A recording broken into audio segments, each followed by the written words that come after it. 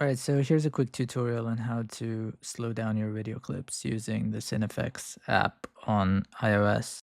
So basically, just pick whichever section of your video you want to slow down. Like, let's say you want to slow down this middle part till here. So you can split it, and then all we do is go here to speed, and then let's try it like a zero point 0.5. That's going to slow it down in half. And now, basically, if you play it, you can see the middle part is going half the speed as it was before.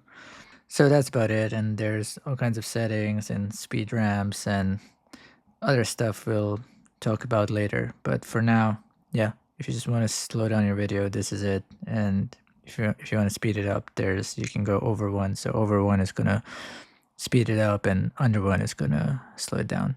So that's it. Thanks for watching.